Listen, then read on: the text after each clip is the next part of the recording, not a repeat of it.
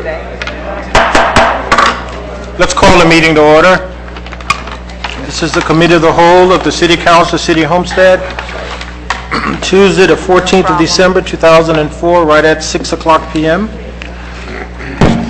Councilman Lawson is present, Councilman Hodge, Vice Mayor Bell, Councilman Porter, and Councilwoman Garner. First item is the approval of the Committee of the Whole, Finance, Public Safety, Utility Committee meeting minutes of October the 26th. Is there a motion for approval? I'll move them, Mayor. Moved by the Vice Mayor, second by Councilman Hodge. Any discussion? All in favor say aye. Aye. Opposed? Approval of the Committee of the Whole, Public Safety Committee meeting minutes of November the 9th, 2004. Is there a motion for approval? Move. Moved by the Vice Mayor, second by Councilman Hodge. Any comments? All in favor say aye. Aye. Opposed? Approval of the Committee of the Whole meeting minutes of November the 23rd, 2004. Is there a motion for approval? So moved. Moved by Councilwoman Garner, second by Councilman Porter. Is there a motion for, any comments? If not, all in favor say aye. Aye. Opposed? Item 4 is the discussion on the Southwest 320th Street RW within the Bay Winds PUD.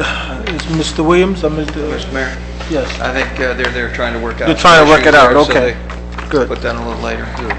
Well, let's go on to item number 5, which is the discussion on the baseball stadium. Mr. Mayor and Council, we put this item on again at Council's request. I think staff will be looking for guidance from the Council. I think the major issue is whether we want to sell. We do have offers to sell. We do have an offer on the stadium, and 2, whether we want to keep that stadium and look at other uses for it in light of our Parks Master Plan and for open recreation, since that recommended that we find some land out east. So staff is looking for some direction on which way you want us to move on that. And I think a discussion is going to. This comment from Mr. Porter. This is unrelated but related. At the Dade League of Cities, remember I told you I ran into Jose from South Florida Water Management and asked him to contact you about the 530 acres and our potential uses for that in the future. And did they contact you? Well, actually, I got in touch with Audrey. Yes, they did contact me, and matter of fact, I saw them today again. What they advised is that we put a plan together for that mitigated area. They couldn't guarantee what part of that plan would or would not pass muster of staff. They realized that staff would be very, the South Florida Water Management staff would be very recalcitrant to do anything out there. But to put the plan together, bring it forward, and see what we could work out at the end of the day. Of course, putting that plan is kind of like a master plan is what they're looking for. What do we want to do there, and show where we want to put it, put those activities. So we will move forward to get, without going full-blown expense when we don't really know the likelihood, unless you give me other direction. No, but the question was, I mean, we're in this, send what you would like to do forward to water management so that we can tell you no and send you back. Well, my question to them was, why don't you tell us what we can do, and let's see if that's the vision of Homestead, because we saw the master plan, and the master plan is a very, very bold step for Homestead. It's a very costly step for Homestead, and we've got this 530 acre piece that's been held in a lot of different positions from a council perspective of what we can and can't do about it or with it. So as we go forward, and with the question of what is deemed surplus, when you don't even know if this is usable or not. And I think just easy for me, if they would just come in and say, hey, you can only use the road beds or the road surfaces that are existing, and some sort of walking trail across it. Well, that answers the question for me that it really can't be used for soccer fields, baseball stadiums, or any of those kinds of things. You can't excavate anything out of it. So it's very, very limited and passive. I can't even get that out of them unless you can get that out of them. Well, they were very, it seems like they're people we're talking to are somewhat of a different, fall into a different department or area of South Florida Water Management than the staff and scientists and the people out there. And I don't think one necessarily has control over the other. And I think there's a political element that they want to see what we want to do and work that, because, I mean, they told me that probably staff is not going to let us do anything out there or want us to do anything out there, that they're going to have to work that issue once we show them what we want to do there. And I said, well, the walking trails, we also have the lake there that once it's excavated, could be the beach area and some activity around that if we're allowed to do that. And their instructions say, put together what you want so we can take it forward and try and get as much of it as we can, working with the staff. And there will be probably a political element to it. They advised me, and that was the answer I got. Well, are Audrey and Jose considered staff, or what are they? What is their role? Well, Jose's the district manager down here, but he does have there's the staff of the scientists and people who work work those areas and do the mitigation work and monitor it. And it appeared from their talk, I don't know exactly how they interact, but it wasn't as if Jose could go and say, hey, we're going to do this. It's going to probably have to go to the board. And Audrey told me that the staff would be very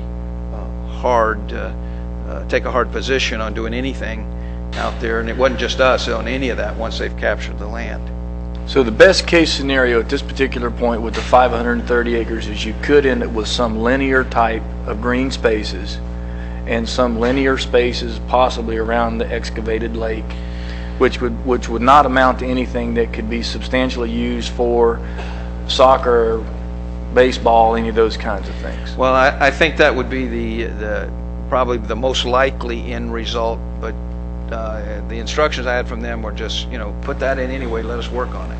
That was kind of... I'm sorry to get off track, but it kind of ties together with what we're trying to define out. I understand. Vice Mayor? Thank you, Mr. Mayor. Yeah, this is good discussion, because I know it's something that we need to kind of get under the table once and for all. I know that at this point, until there's something solid on the mitigated land, I don't even think that it should be considered, because of the fact it could be 10 years, 20 years, 30 years down the road before anything is actually done with that particular land. And I think to count on that as an exchange for, say, we lose this sports complex land in counting on the 530 acres, I think that would probably not only be premature, I think it would be just foolish, because it may not happen in any of our administrations sitting here tonight. So I think that we need to be very realistic about that. And South Florida Water Management District, the environmentalists, and on and on and on, will pitch a fit about doing anything with that land, and that land was in earnest given as an exchange for the developing of other properties, and so we have to not forget that. Also, I think that, quite frankly, I think that losing the deal with Sports World was very providential, and I think it was probably the best thing that happened to the community, especially once we started with the Parks Master Plan.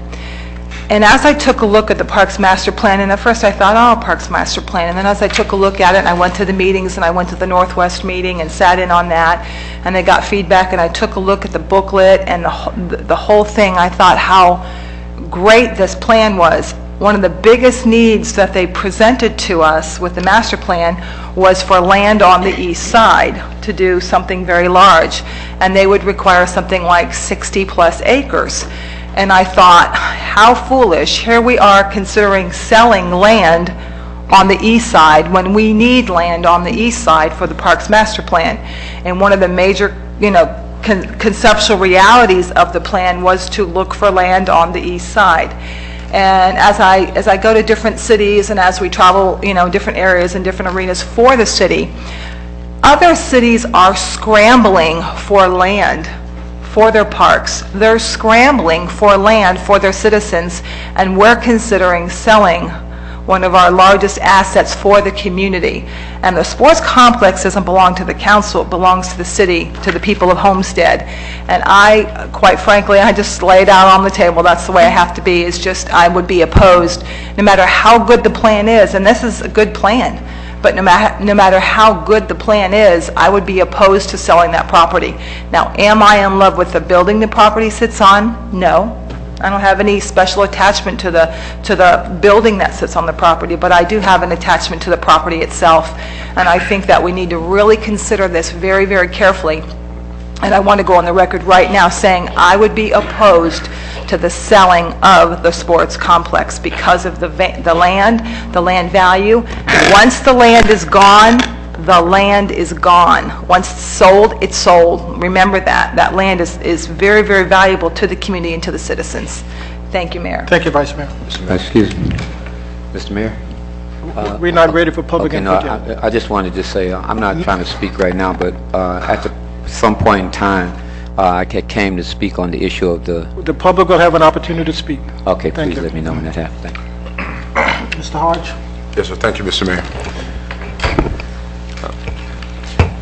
I basically would like to, since we're basically, I guess these are our opening comments on this issue, and shedding a little light on other issues within the community that will affect our decision that we're to make in the way that we would move forward with the property that we're looking at the sports complex stadium.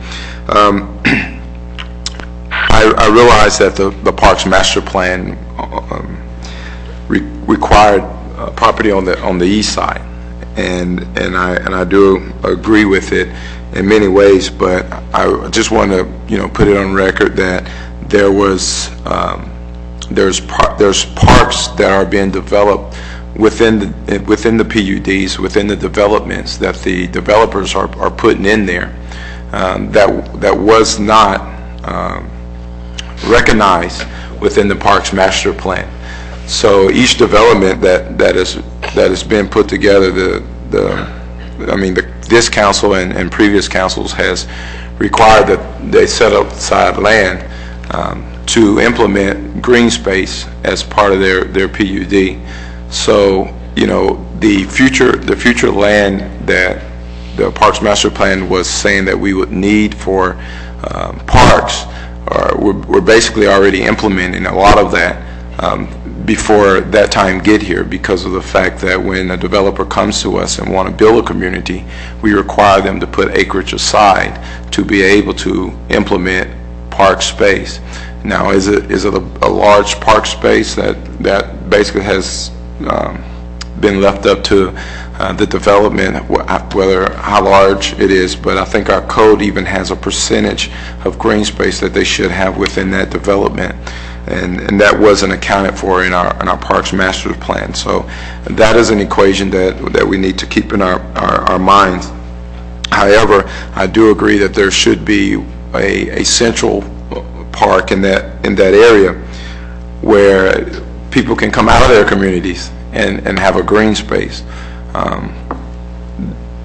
And I also think it should be a little bit more centralized as well than the baseball stadium. The baseball stadium is not that centralized when it comes to a large community park, as what the Parks Master Plan was proposing to have. And the idea was to have the community parks within the community, and then have this large central park that was feasible to get from all the communities.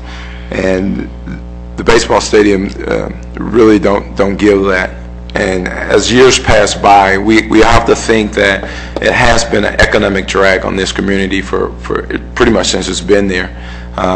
There's a $500,000 worth of expenses that we're putting out there, and yes, it would be tax dollars coming back to the city from here on out. And we also got to think the individuals that are proposing here to do something with the park are not trying to propose something that is going to be so privatized that our community has no involvement in it.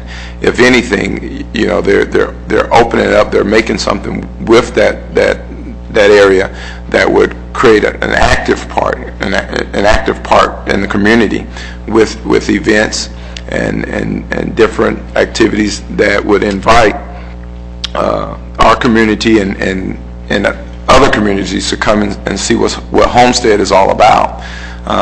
This would be the first project. I mean, Sports World, we hope, would do it, and I think the ones that are proposing tonight are basically proposing the same similarities, and I think that they have, looking at the background, they have a credibility level, higher than what the Sports World people came and given us.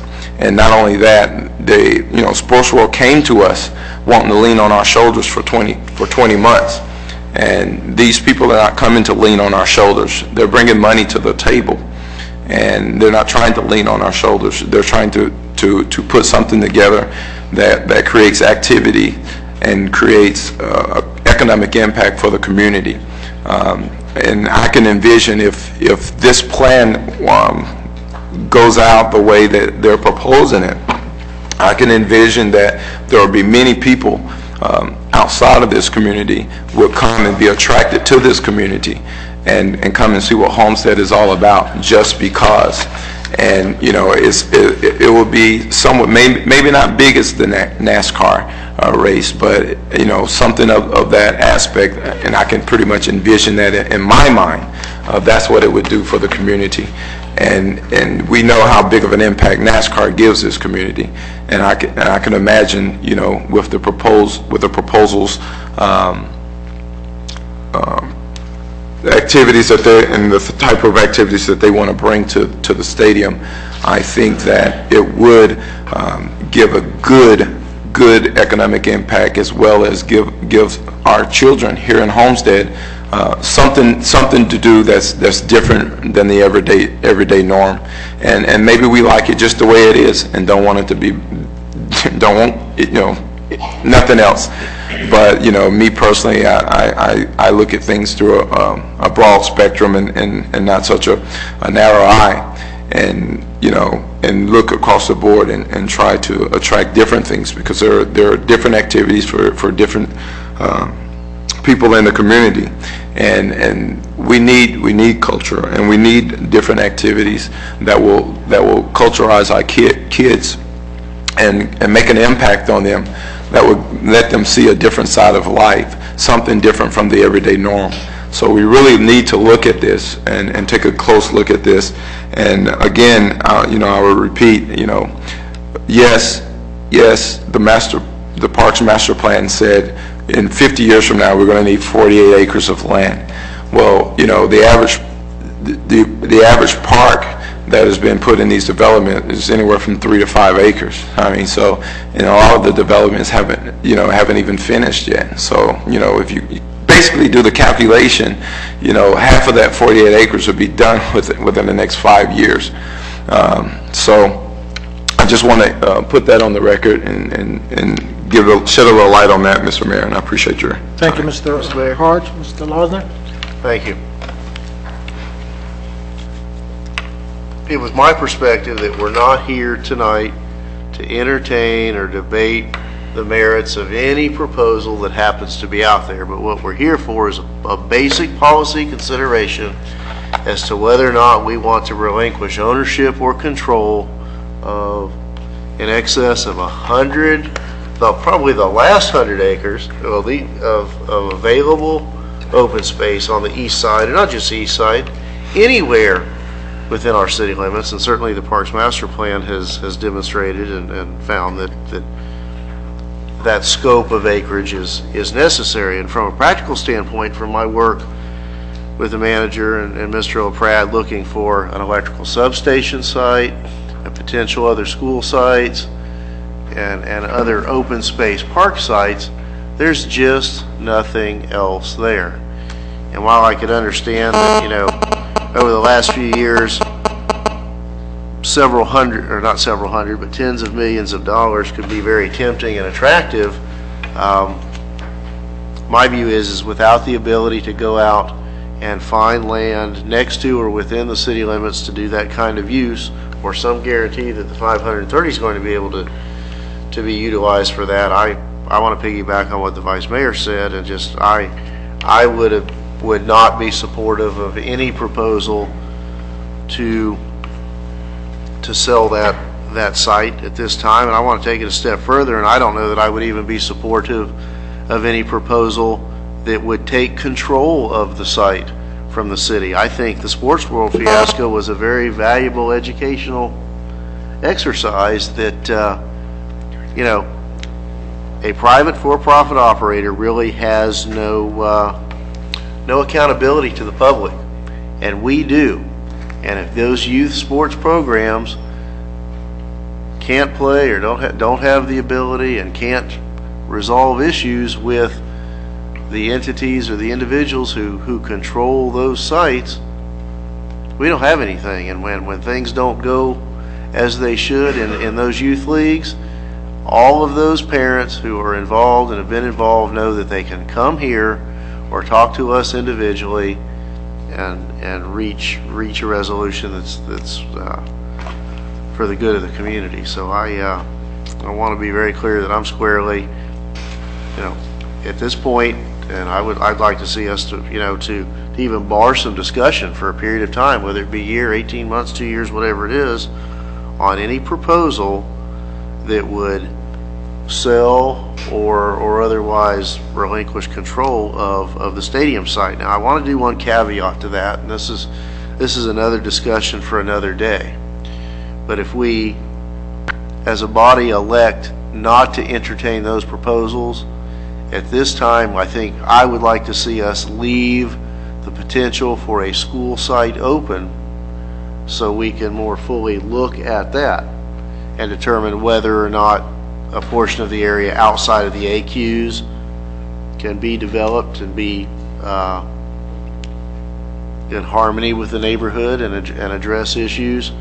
So when I say I want to, I want to at least discuss, to at least establish that exception, that in saying that I don't want to entertain any offers or proposals of any nature, I want to leave open the opportunity to look at what I call a quasi-public use, and that's a school use for the children of this home, of this community. It's not to say we're going to do it, but I think we need to have the ability to look at it, and I would not want to foreclose that opportunity. Thank you, Mayor. Thank you, Mr. Lonsdale. Mr. Mayor? Yeah, Councilman Garner. Thank you. Just a few comments.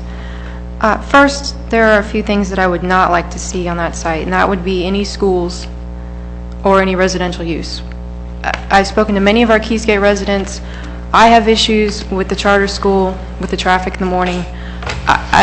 No matter how you put the site, I don't see how it would not be a problem for our residents. None of the residents that I've spoken to were for the charter school unless they had students that went to the school, to the elementary school. I have concerns if we have enough land on the east side for parks.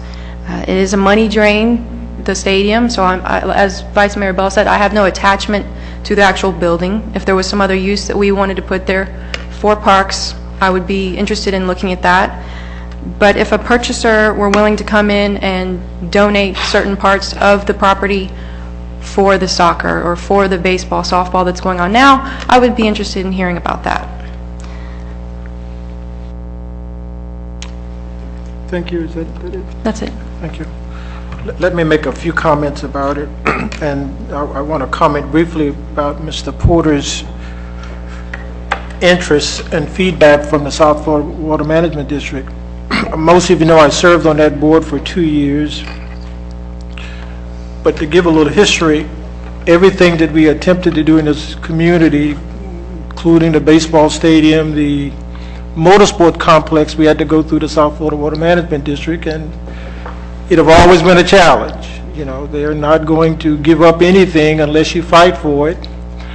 And as always, this community put an idea on the table and we go out and fight for it. And I think it's prudent that we, if we're interested in pursuing doing some passive use of the 530 acres, it's our responsibility to put a plan on the table. And as we always do, we fight for it. And if we'd have sat back and the initial response for the motorsport was no, you can't do it. But we didn't give up, we fought for it. And what a magnificent project that we have in our community as a result of putting the plan together and moving forward. The baseball stadium have been in existence since 1991 at about $500,000 a year in maintenance, and over the last 10 years, about $5 million. If you put it up today, about $6.5 million. And if you look at what the initial concept was, it was to bring an economic generator to the community. That's why we came up with this idea of the Cleveland Indians coming into Homestead, not only to bring entertainment, to bring job opportunities and some economic impetus for Homestead, and the whole community was excited. That was the original intent of that stadium, was to provide an economic engine for the community. Never a park, but an economic engine. And today it's not a park, but it's been sitting there, and council after council have attempted to find ways to minimize the cost to the taxpayers by doing something finally for that stadium. And you know, all kind of suggestions came up, the mothballing the stadium, to doing this and doing that, and we've come a long way. And I think it's hard for me to justify continuing to allow the taxpayer to pay that kind of money to a facility that is continuing to sit there and not fulfilling its initial intent, which was to provide economic opportunity for this community and job creation for this community, and at the same time it's a sport entertainment facility. So I'm not at a crossroad. I think my mind is made up that I think that the manager should be authorized to negotiate a deal for the sale of the facility. When I look at the park master plan, I think Councilman Hodge made some very interesting comment, but I'll go a little further. What was not mentioned, and I think Councilman Porter alluded to it at the park meeting, what percentage of the utilization of the existing parks? Homestead resident, outside resident, like a 75-25 split. Today, 75% of the users of our park facilities live outside the city limits.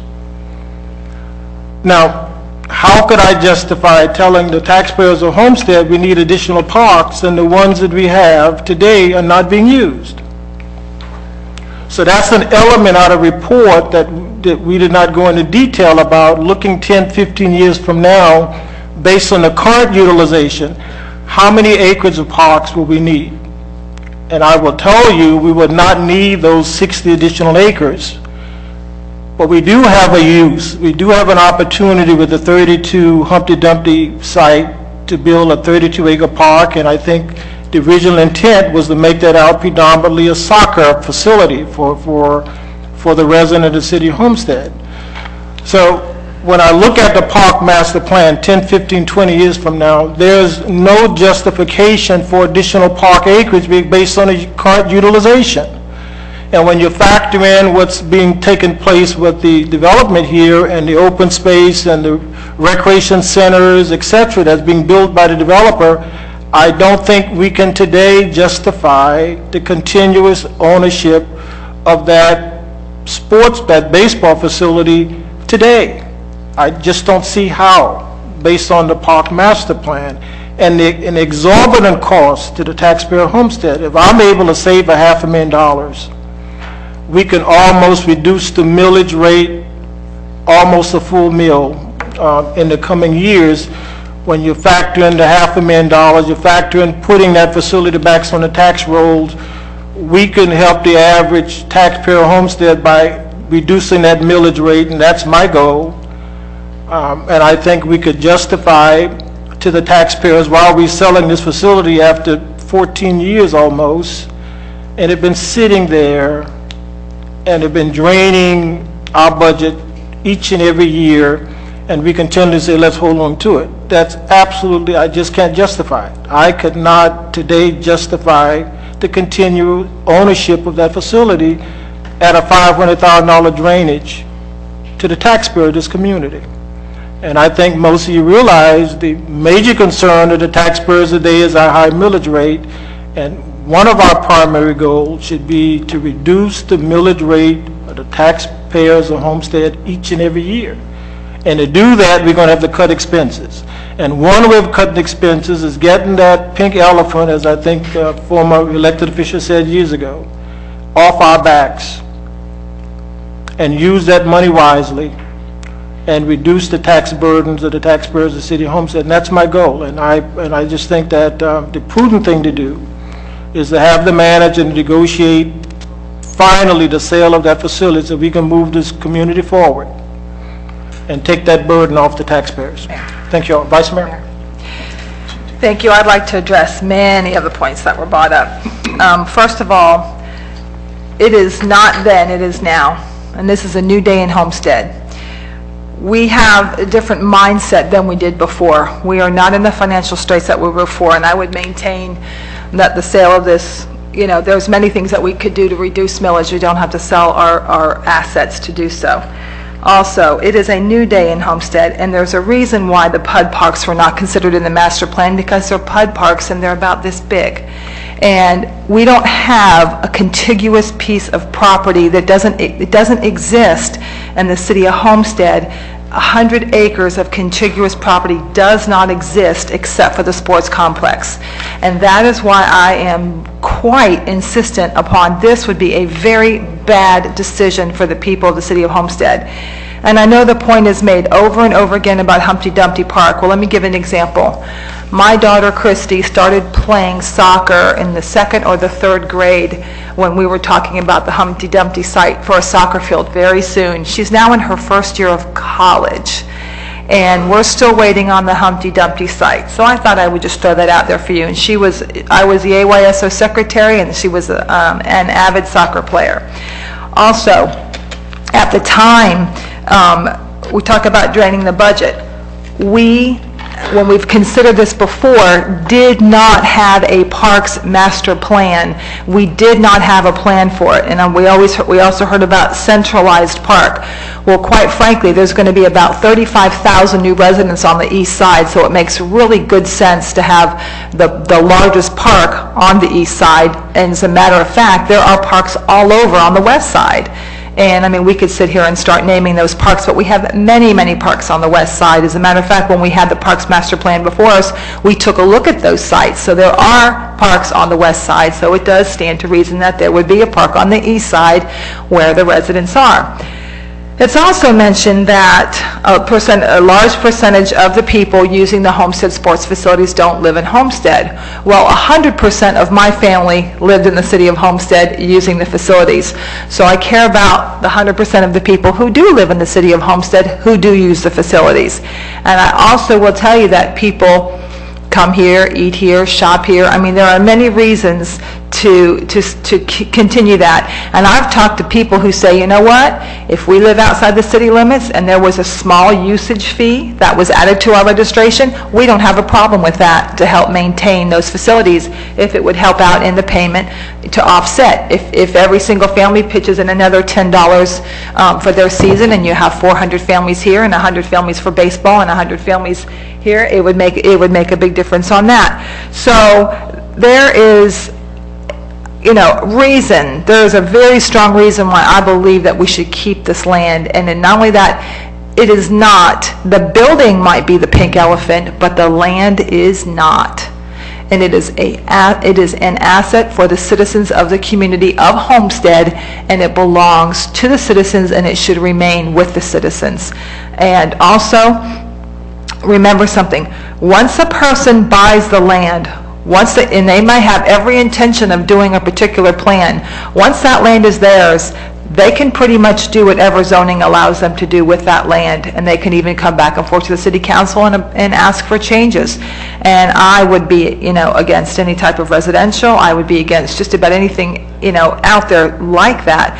But I want to maintain that this is the biggest, one of the largest assets the city has, and it should maintain and keep that asset. Don't sell our asset. Do not sell that land off. I'm very much opposed to that, and I guess you kind of get that by now. So I'll quit. Mr. Porter, Mr. LaPrade, is the roadway still open in that site? There's a road that goes to the middle of the site, correct? Yes, Mr. Porter. 147th Avenue right-of-way goes through the middle of the site. Okay, so, I mean, obviously there's a berm there now, and there's no use in that site, so there still is a road there.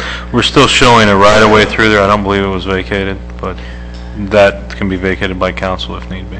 Okay, so the back half of that property, on the back side of those berms, is where the baseball, The softball. Yes. and in the front half, what would you estimate that splits the property in acreage, if you were to just guess? Probably about 42 acres to the east of that right-of-way. And the remainder, just under 100, or right at 100 on the west side. And you're including the lake as acreage, so Yeah, the parcel includes a little bit more than half of the large lake to the east, and of course the entire small reflecting lake as you come into the main corner of the site. Good. You know, as we go forward, all arguments have merit. You know, everybody's point is well taken. The concern is, as we go forward, I don't want us to continuously overwhelm ourselves with financial responsibilities through parks. And, you know, 100-acre plus park is a sizable park to maintain. Obviously, we know that from the expenses that we've been incurring on it now. And obviously, we've tried to shove baseball into that site when baseball has never been able to fit. Obviously, the Marlins are having enough time fitting into Miami-Dade County. So for us to look at it from a baseball's perspective is clearly been a mistake on our part subsequent to the Cleveland Indians pulling out. We should have, at that particular point in time, been able to say, hey, make it something else. It's easy to look back and second guess. The master plan that we saw the other night is a very, very aggressive, in the perfect world, master plan. That plan has a sizable investment to it. And in the perfect world, it would be nice to have that. Whether or not we are in the perfect world right now, I'm not sure. We have an opportunity to plan to be the perfect world. But I'm not so sure that a 100-acre piece of property that is not a park be designated a park, and then that potential financial responsibility, in addition to the 35-acre Humpty Dumpty site, in addition to, you know, there's a lot of additional responsibilities that are put on the existing taxpayer and the future taxpayer. I know there's revenues that are going to be coming in to match that. I just want us to be very cautious about totally embracing and endorsing the master plan simply because of the dollar value. And it is a goal. It is, in the perfect world, it would be nice if we had these quality of life issues that would be for our community, but I'm concerned that can we afford it is really the bottom line. But I'd love to see us come to a conclusion as to whether or not what we're going to do with the baseball stadium.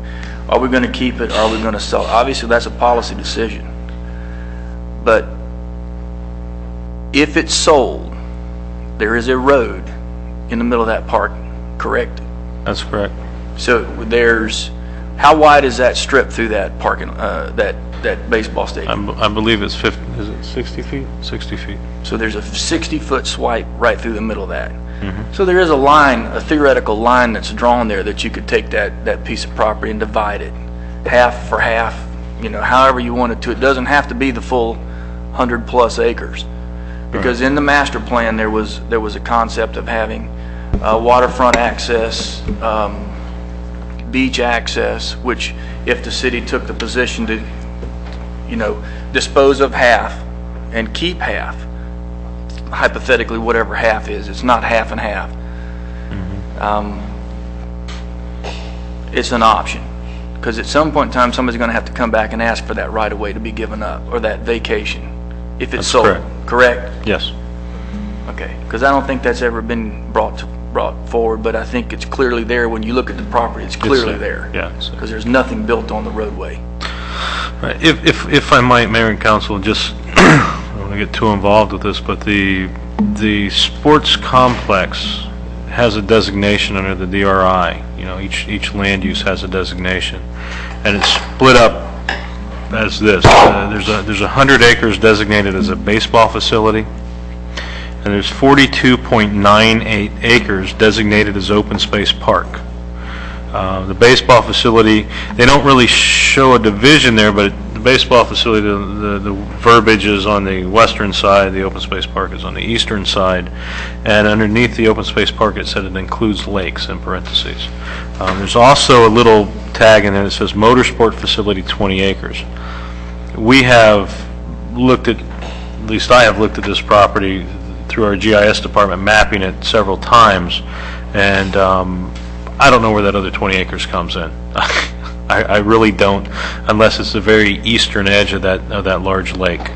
So I don't even know if the motorsports facility 20 acres is actually even in this. That might have been a typo. I don't know exactly what it is because I've never seen it.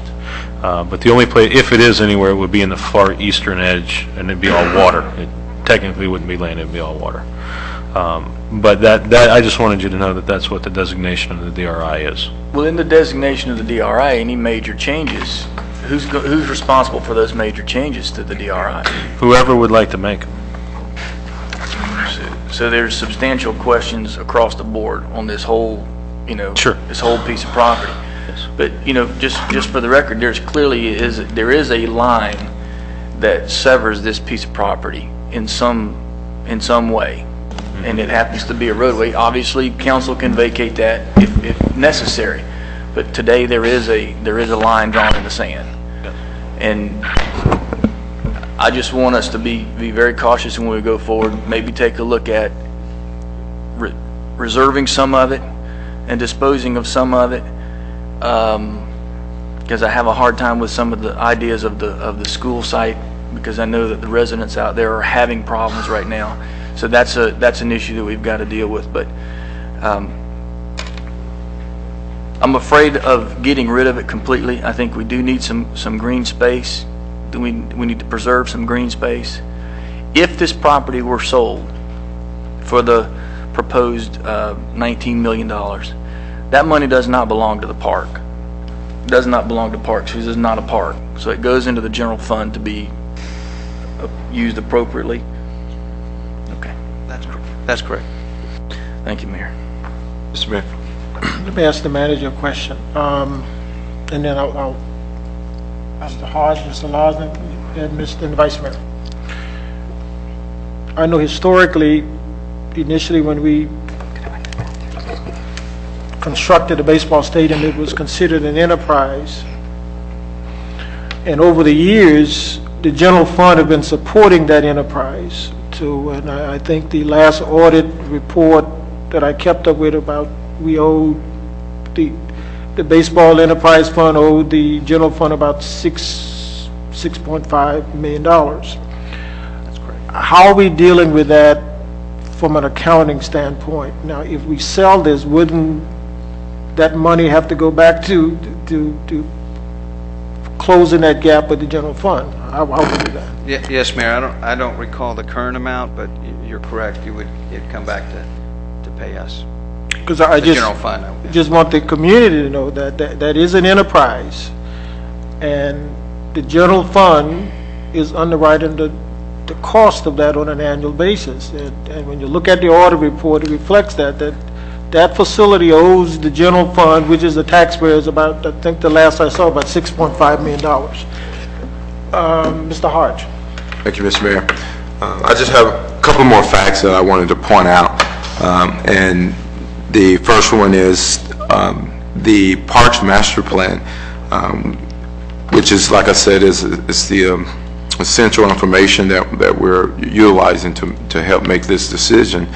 The Parks Master Plan implemented the baseball stadium facility not being in the city, because at that time Sports World had their contract up with us on it, and based on the contract that Sports World had with us, some of the dollars to implement the Parks Master Plan was to come from the sale of the baseball stadium sports complex based on the contract that we had on Sports World. So again, to be able to implement this Parks Master Plan that we're hovering up under, the part of that funding was to come from the sale of the baseball stadium. So if we're talking about implementing the Parks Master Plan, well, this is some of our initial funding that we would have to utilize that. And if I'm not mistaken, I think I think one of the first initial comments that the gentleman that made the presentation presented would be one of the first things that we should do is upgrade the existing parks that we have and start working on Humpty Dumpty Park as one of the top initial things to do. So again, you will have funding immediately that would be able to assist in preparing the Humpty Dumpty Park and getting it and bringing it online. The second fact is, and another thing that was not implemented in that Parks Master Plan and was not presented is the almost 200-acre park site that the county will be implementing that's just north of our border at the Air Force Base, which has already been planned, has already been approved, and now that the bonds have been approved, is now funded. And the development of that is coming online very, very soon for the fact that is there. So yes, that is not inside the city of Homestead, but the burden that the city of Homestead is having with so many outside residents coming into the city of Homestead, utilizing the parks more than our own residents, I think that will help relieve that issue, which will put almost a 200-acre site just north of our borders for us to use. So if you know, again, you know, we're saying, you know, continuous 100 acres in the city. Well, this is a continuous 200 acres, you know, just north of the city that is approved, planned, and funded. So, you know, that alone gives us a big centralized park right there. And then, and I'll reiterate again, you know, we have that ability, and the master plan being implemented was based on the sale of the sports stadium complex. So these are some things that we need to keep in mind as well. You know, if we're gonna wholeheartedly support the Parks Master Plan, then, you know, let's get into details and understand the complete details of what was presented to us. Thank you, Mr. Mayor. Thank you, Ms. Losner. Thank you, Mayor.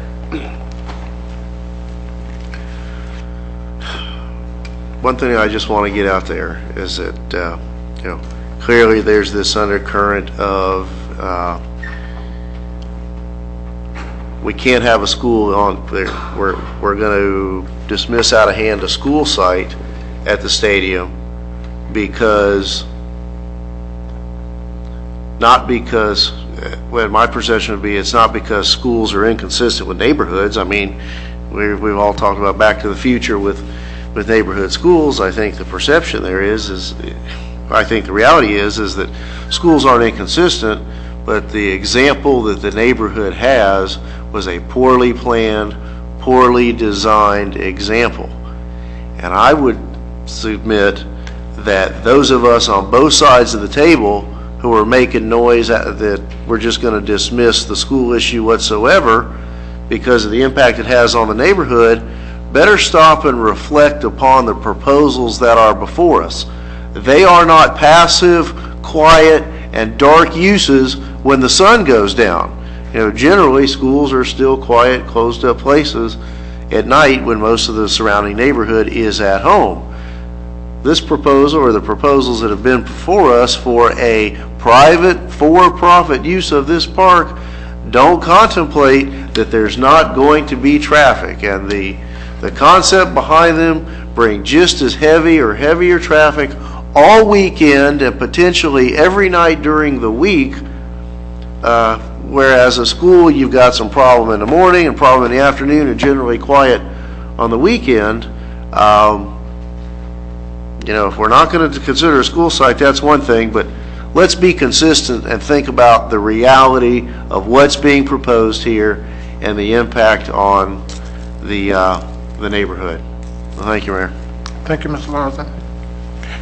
Mr. Manager, you know, the Vice Mayor had a concern about the Humpty Dumpty, and I know that I think in our lifetime it's going to be built now based on the commitment that we've gotten from the county to move forward with this Humpty Dumpty development. Would you give us an update on that?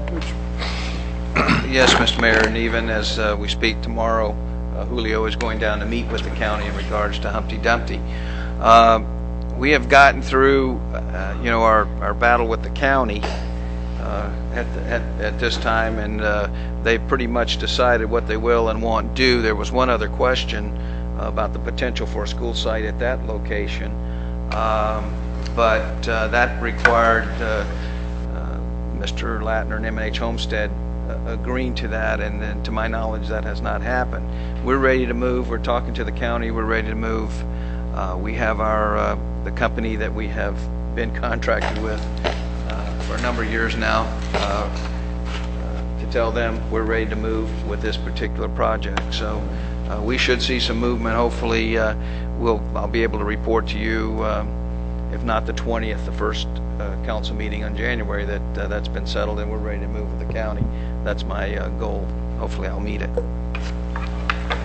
Thank you. If there's no further Vice Mayor? I'm just going to go ahead and step out and make a motion, and I'm going to go ahead and move that we take it off the market and the city retains and maintains the current sports complex site. Then properly moved. Is there a second? And I'll second that. And I want to clarify, Vice Mayor, that you're talking about the site, not the existing improvements. Correct. Been properly moved and second. Can I just make discussion, Mr. Porter? I can't support the motion as it's made, but I would love for some conversation to be had about the possibility of taking the existing road and almost dividing that piece of property, saving some green space, and letting the enterprise take over a portion, which is the situation that we find ourselves in. We're short green space, but we're also have a huge drain on the existing tax base. So on the basis of the motion, I can't support it because I'd like to have some dialogue on the other scenario.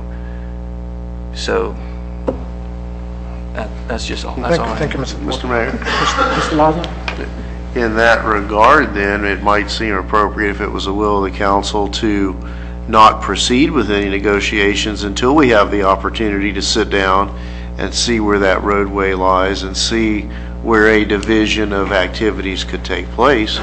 But, you know, if that's going to be something, it seems kind of foolhardy to authorize the manager to go out and negotiate for the wholesale disposition of the site when we're really not fully informed as to the configuration and a potential splitting of the property. I mean, that's the first I've heard of a zoned right-of-way or a proposed right-of-way lying within that project. Mr. Mayor? Mr. Hodge? Well, basically, along those lines, if that's a consideration that we're going to entertain, I think that it would be wise to let the city manager entertain negotiations and proposals based on what is available and where those borderlines are drawn, so that when the proposal comes to us, then we are looking at what is and what can't be, or what could be and what's not, for the simple fact that we will have a well-informed decision. I think if we just look at, we take the time to look at boundaries without looking at the availability or the activities that will take place within those boundaries, is looking at a half of a picture. You know, I don't think we'll be looking at, you know, having to me, that would be a narrow look in the glass, and to get a more informed, make a more informed decision. I think that we should let the city manager go ahead and move forward based on and negotiate the terms for as the boundaries, and bring the differential proposals to us for us to make the decision at that time whether or not we would move forward or not. Because if you know, I mean, it could take us 6 months to discuss boundaries, but then, you know, what's going to happen within those boundaries is really what it boils down to, whether it's going to be enterprise or whether it's going to be green space. So, you know, and there may be the proposals may be a way that they can perform green space within the entire park to be provided for the city within their activities and their development. We don't know that. That may be something that they may be willing to put in their proposal to present to us. So based on those grounds, I think we need to look at that at all areas and base our decision on that. So we will have a good and informed decision, instead of making a half a decision based just strictly on boundaries. Thank you, Mr. Hodge. Ms. Garner? Thank you. I also agree with Mr. Hodge.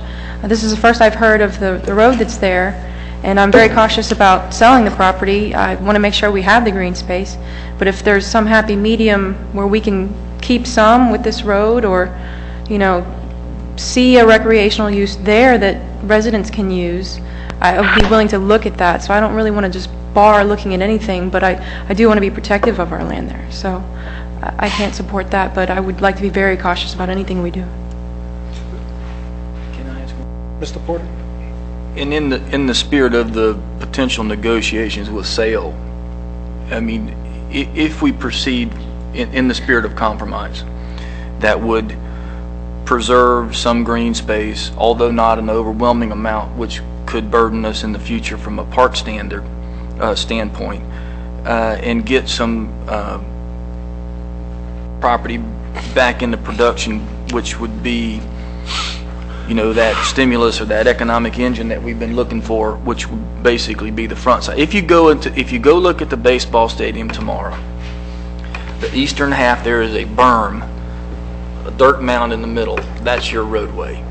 That's the basic line now. 60-foot swipe. I don't know if it's this side of the berm or that side of the berm, but it's clear. There clearly is a visible barrier or berm there that shows you basically where that line is. So, you know, the strictest portion of the motion to not sell it, can't support.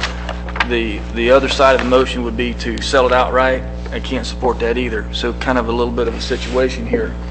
But I would like for the council to entertain this discussion.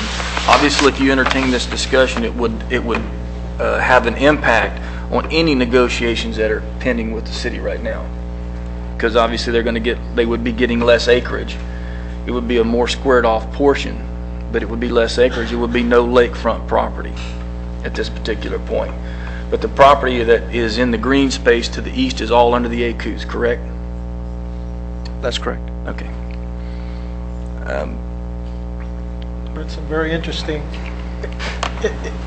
recommendation. I see on my left, Councilman Losner have an interest for some dedicated acreage for school. The Vice Mayor have an interest for maintaining a property for park, if not all, some portion of it for park, and of course everyone knows my position on it. So I mean, and Mr. Porter is somewhere in the middle, and so is Ms. Garner, and I just think that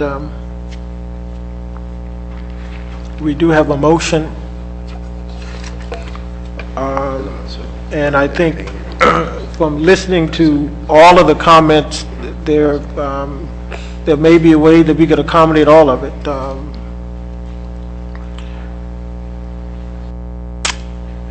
But we do have a motion, and what I'd like to do, just to be fair about this, is to get some public input before we vote on the original motion, and then we'll move forward. Mr. Mayor, while they're coming up, there is a small portion, that's what we were talking about, over on the east edge that just part of that ACUS cuts off on the eastern side there, so I misspoke on that. How Okay, much? thank you. How much? Yeah, we'll get the ACUS out and look at that. Okay, thank you. As you come forward, give us your name and address for the record. And I'm going to restrict you to no more than 2-minute presentation. Thank you very much. Yes, my name is Evangelist Lee Variety. I represent several groups in the community, which I'm quite sure all you know. And good evening to you, Council. I haven't seen you in a while. It's nice to see all of you. Excuse me, can we have your name for the record, please? Evangelist Lee, Minister I'm Lee sorry, your address. Variety, 176 Southwest 4th Street, Homestead, Florida. I'm here speaking on behalf of several groups. I'll just return back into the country where I've been doing a lot of missionary work in Haiti and some other places, and there were several people that came to me and brought this to my attention, and then the board members called me and said, would you please go down and speak to the council and see if we could get them to reason with this offer, because of the fact that we are in a very economic strait right now in this area. It is not as great as you're saying it is. Maybe from the council standpoint, yes. But if there were going to be decisions made, we need to look at the fact that this is going to bring a lot of jobs to this community, that we have lost millions of dollars where this community cannot afford to continue to pay, and also that a venture of this nature has a seasonal schedule where different activities take place during different times. These people have put up monies to even bring this together. We need to consider that. We also need to consider the fact that if you're going to do anything, if you continue to hold off, then those who will be interested in coming to Homestead to support something of this magnitude, they're going to be skeptical because of the fact that everything is continuously delayed over and over and over. And if you're given the charge to represent us as our council, and I want to say this because I'm not trying to be negative, make the decisions that we need to make in a timely fashion so that it can be beneficial to all involved and not just your own interests. Thank you. Hi, my name is Paul Mulhern, 22540 Southwest Chrome Avenue. I'm a little bit confused at the moment. I thought that when the tourism committee, namely the co-chairs Margie Buster and myself and Councilwoman Waldman, brought this company to look at this facility, it had already been sold and the deal fell through to Sports World. Now, you know, the logic kind of eludes me that now we don't know what the boundaries are of this facility when you had already sold it. How could you sell a piece of property, do a lease purchase on a piece of property and not know the boundaries? But moreover, this was built with tax dollars to be an economic generator for this community. It was also restored with tax dollars after Hurricane Andrew to be an economic generator for this community. It was not meant to be a park. It wasn't built with that. That was not what the grant money was for. I would think that the council might think about all the promises that you made during your campaign about creating jobs in this community.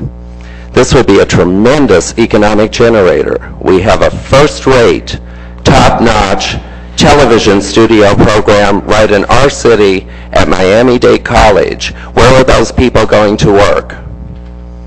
I am tired of seeing the best and brightest of our students and our young people having to leave this community because there is no work here. That should be your top priority.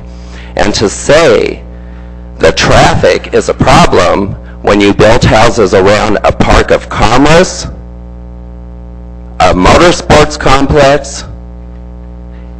Television is low impact, human low impact, and very high yield for this community. That is the only way you could make something with 6,500 seats that costs that much money, cash flow. Now this company is willing to work out green space options. Redland Tropical Gardens has pledged to make it one of the most beautiful parks outside of the stadium on earth. We will bring in world-class landscapers and designers, and Homestead will really have something to be proud of. Moreover, those of us who have invested our money in South Dade and have businesses ourselves and find no marketing dollars anywhere, no community effort to market, which is why we started the tourism committee to look for those dollars will come in with television to help every business in this community and help finish downtown Homestead, help build schools, and help provide the revenue. I don't understand the logic of houses and shopping centers creating a long-term, sustainable community. It doesn't work. You need economic generators in a community to be successful. So I would ask you to consider to begin negotiations. And I'm sure whatever boundary issue or green space issue can be worked out.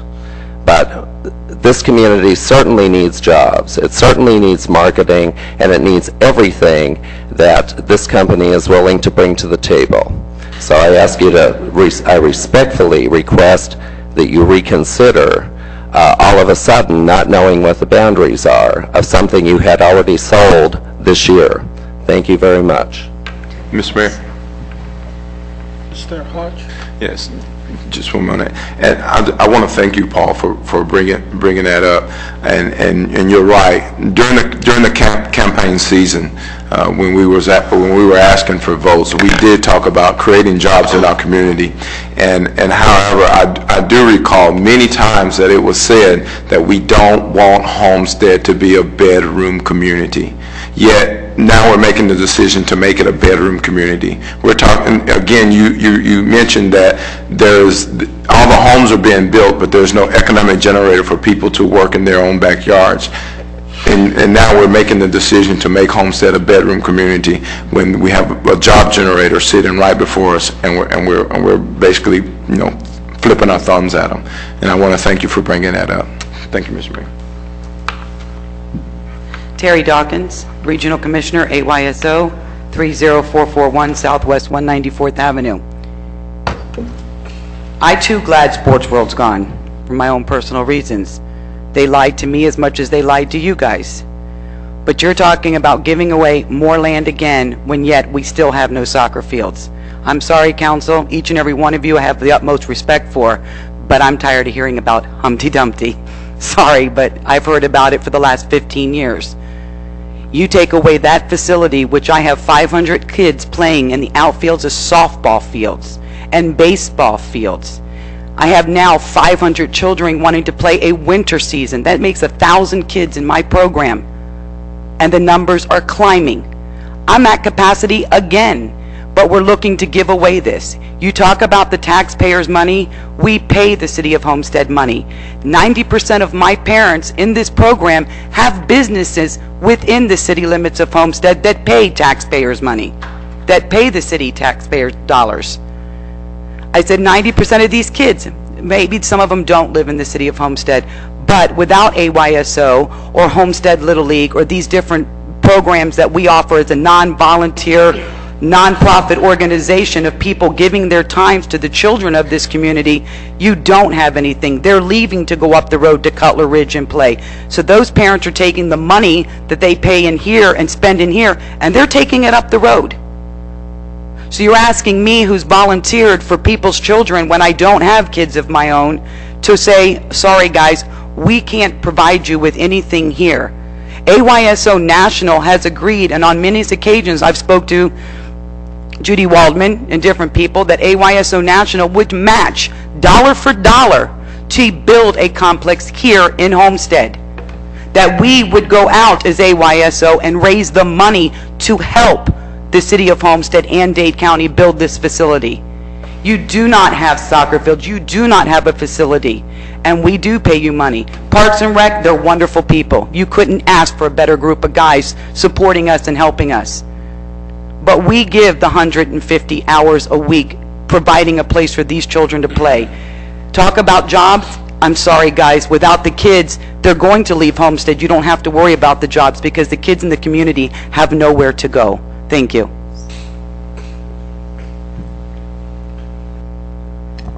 Good evening. My name is Gamal Nassar, and I live in Kendall, 132 Southwest 96 Terrace, but I work in Homestead in Florida City in the social services.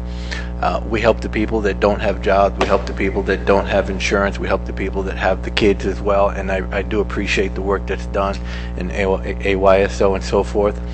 But from a social service point of view, the issue remains that there aren't enough jobs here in the community, and we do what we can and work with the home builders to make sure that they provide jobs to the people who live within the city limits, both in Homestead and Florida City. And although my organization right now is in Florida City, more than half the people that I assist live in Homestead, so I'm here on their behalf as well.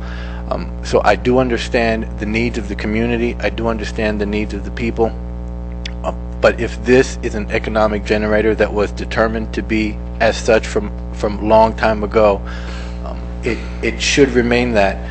The other issue is because I deal with so many people, and South Florida, for one reason or another, is always the butt end of some kind of joke.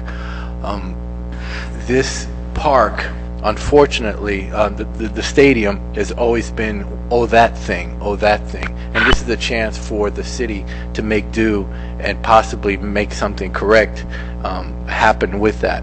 I'm not saying that that is the only option. I think that the option of looking at possible sharing the property, I don't know if the group that's interested would be interested in that, but it's such a large piece of property, seems like that some sort of cooperation can be done, and if this group is willing to work with the city, and the city is willing to work with the organization that's planning to do this, and there's a number of jobs that can be promised for the people that live within the community, I think this is something that the council definitely needs to take an active, proactive, quick look at and make a quick decision. Thank you.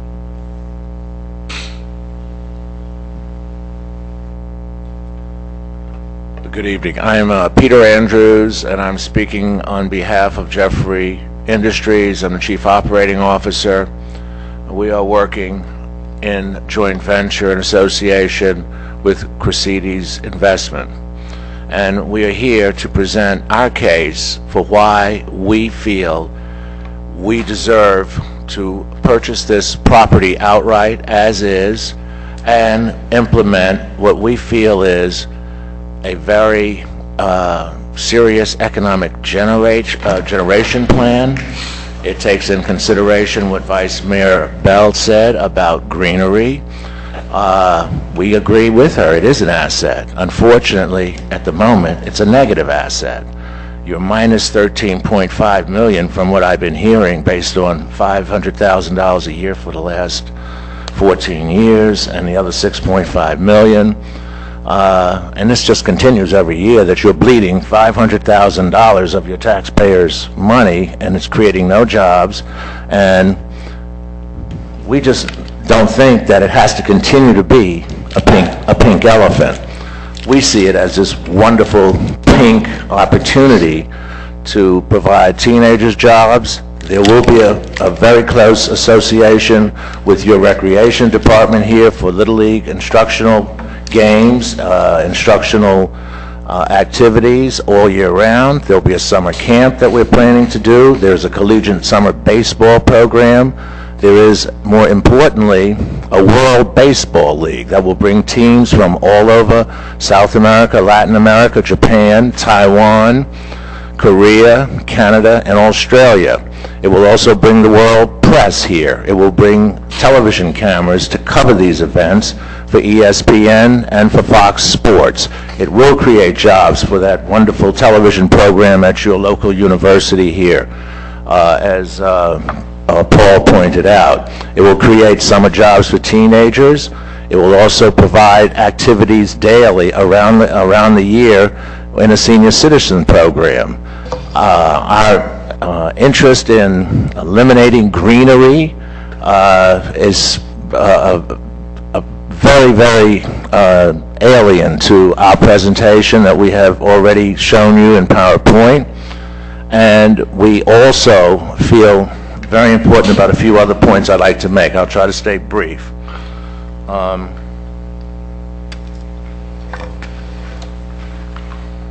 I already made the point that it's an absolute non-performing asset. And we will not only pay $19 million for the facility and eliminate your $500,000 red ink every year, but we will be on your tax rolls. And the citizens of Homestead will not have to take a full tank of gas to go all the way up to Miami to see a baseball game that's prohibitive for a working class or middle class family with 2 or 3 kids to go see the Florida Marlins, and we'll have world-class Olympic level baseball from November through March available for such families. In addition, there will be circuses and there will be other entertainment activities that tourists going through Homestead and Florida City into the Keys will stop and spend some of those tourist dollars right here in Homestead, as opposed to having nothing to do because there's nothing offered of the magnitude of what we have meticulously put together.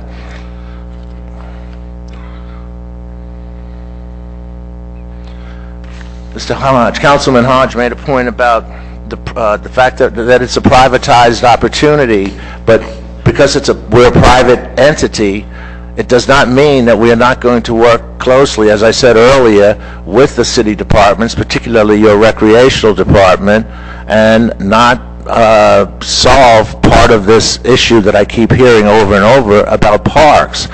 The fact that I'm told the population of Homestead may in fact double within the next 4 to 5 years. I'd like to know, with 14,000 homes being built now, that's a great part of a city, your citizens, and residential. But what do people do for recreation? They leave this city if there are no opportunities or no options offered. I am all for parks. I think parks are great, and that is exactly what we're running.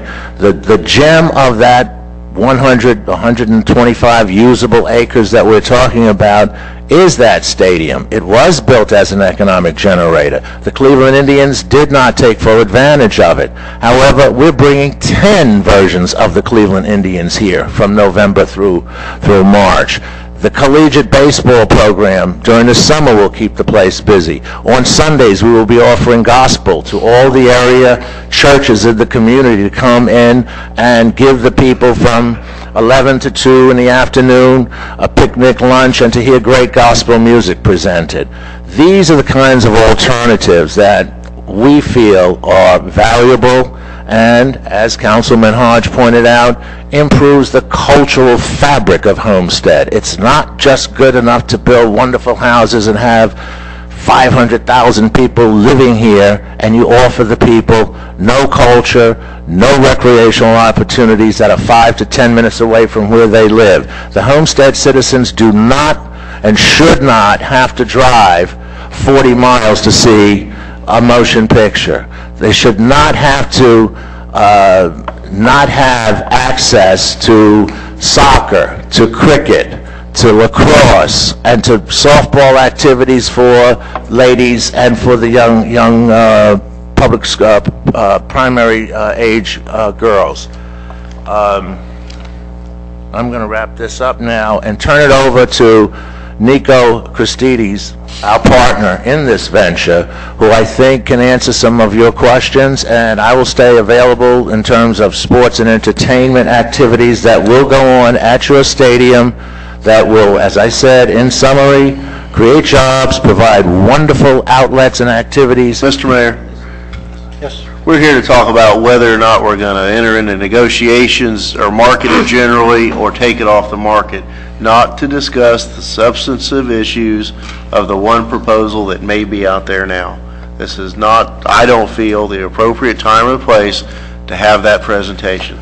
Councilman Lawson, you made a point about accountability to the public. I find it very difficult, if I were a city councilman for this city, to be accountable to my constituents, my taxpayers, when you're spending $500,000 a year of their money for an entity that is not only a non-performing asset, it is just sitting there and not even being used as a park or activities that even remotely resemble a demand for more parks and more space, but I'll leave it at that. But that has nothing to do with whether or not we're going to listen to your proposal tonight, and I'd ask the mayor to cut off this segment of the conversation. I didn't know that. I'm going to call the question. Your question or your motion was in fact carried. I didn't get that impression. We haven't voted on that. Voted yet. Okay. But anyway, I'll turn it over to Nico to make his comments. Thank you.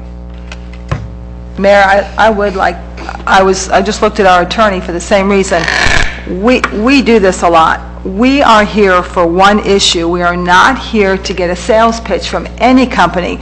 We are here, according to our agenda, to entertain whether or not we're going to entertain, a sale of the property or to keep the property. That was the original intent of this committee of the whole meeting.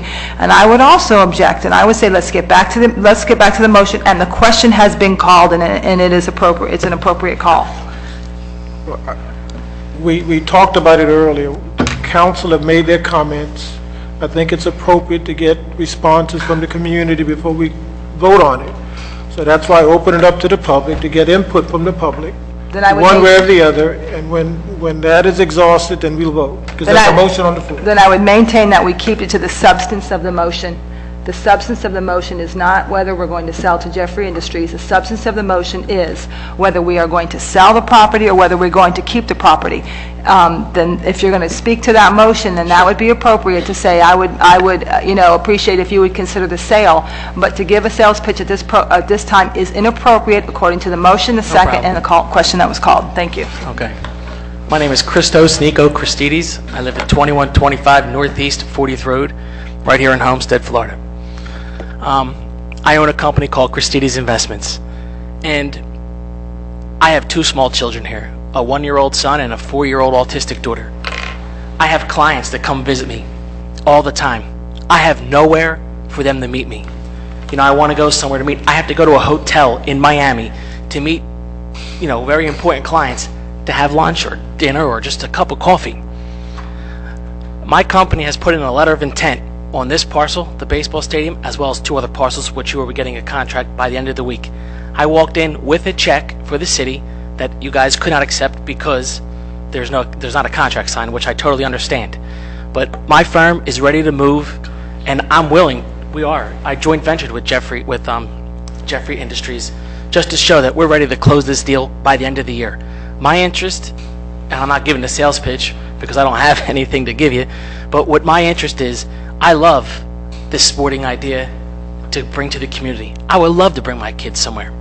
My interest in that property, I don't want to take anything away from the community, and I love that these people are speaking out saying 500 kids, because pretty soon my kids will be there playing as well.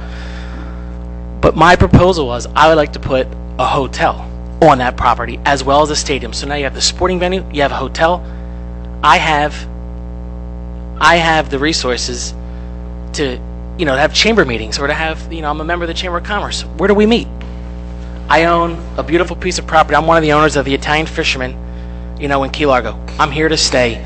I have people now. We're under construction. I have people now coming to me to book conference center, conference space there now because we can host 1,000 people there. My property's still under construction. So I call this area Somia. We're south of Miami. That's my interest in this property. I like to get this property. I wish you guys would make a decision to sell it, and I'll entertain with you, any idea to better the community. And I think with Jeffrey Industries to create jobs, that's a beautiful thing. My standpoint is, out of the 2 other properties that I'm interested in, I will pay top dollar to the city, and I will personally donate on record 70 acres to the city, and yeah, we'll have to fight battles with the South Water Florida Management District. We'll have to fight Durham, and we'll have to fight the Army Corps. I've done it my whole life. I'm willing, we'll be on the same side. I'm willing to help out. So that 530-acre piece, it's probably going to take 2 to 3 years, realistically, to get rezoned or entitled, and it won't be the whole parcel. But something's better than nothing. I'll pay for it, and I'll donate it to the city. That's my proposal, and that's where I hope that the city, you guys make a decision. And this is just one piece. We'll take the baseball stadium. The next council meeting, when you guys decide to sell the other piece, I'll be here. And then, when the 530-acre parcel comes up, it'll be donated to the city. Okay? Yeah, absolutely. The 70 acres I wanted to donate, right now I'm saying on the 530-acre parcel will be for the school. That's my recommendation, to build a high school and the passive parks, all the park space that we need. And if I have to go to 100 acres on record, I'll donate 100 acres. Thank you.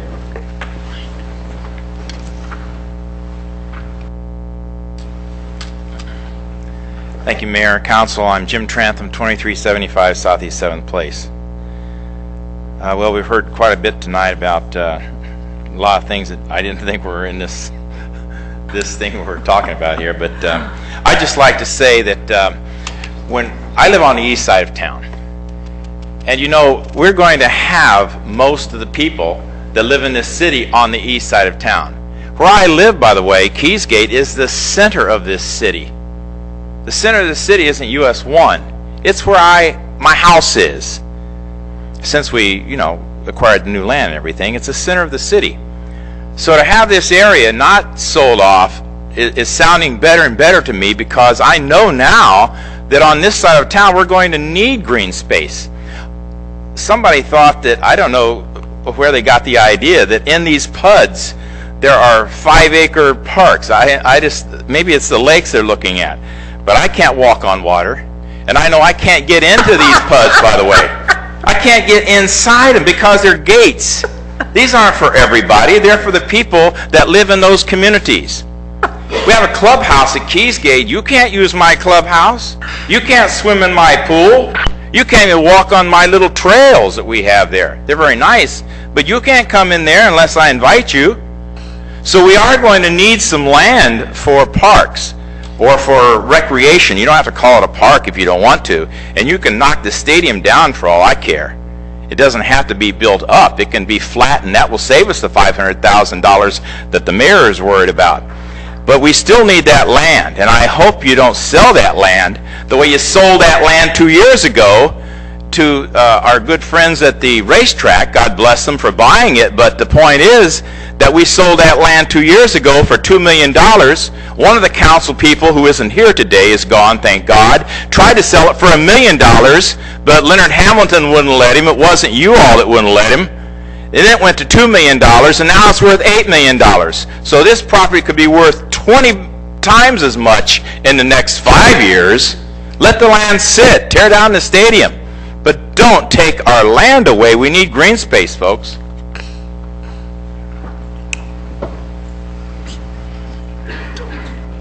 I apologize, and I was hoping not to have to do with this. Williams Agricultural Enterprises Limited. My name is Tim Williams with offices 75 Northeast 15th Street.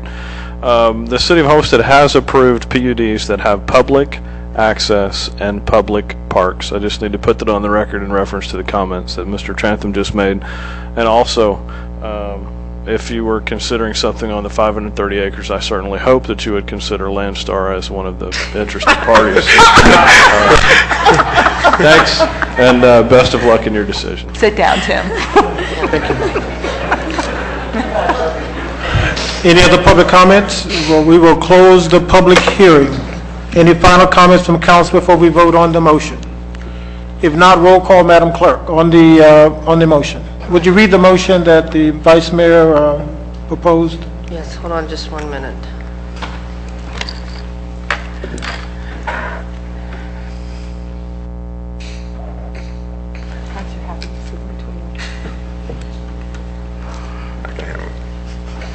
They got him with the Sunday afternoon gospel.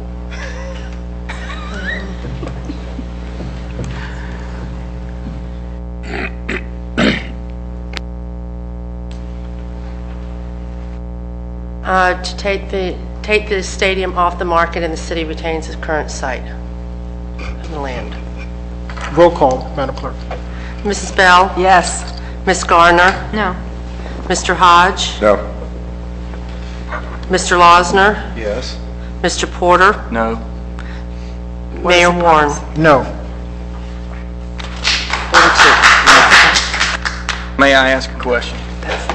Mayor? Yes, Mr. Porter. Because if we go the other way, it's going to be a 3-3, and it's not going to win either. Is there going to be any position that the council can take to entertain or look at this split concept, which would take into consideration to basically take the what would be the existing road and come back with a proposal, or at least a idea of what we're looking at? Richard, can we, I mean, if that road is not vacated, clearly it still is there until the council then takes a position to vacate it.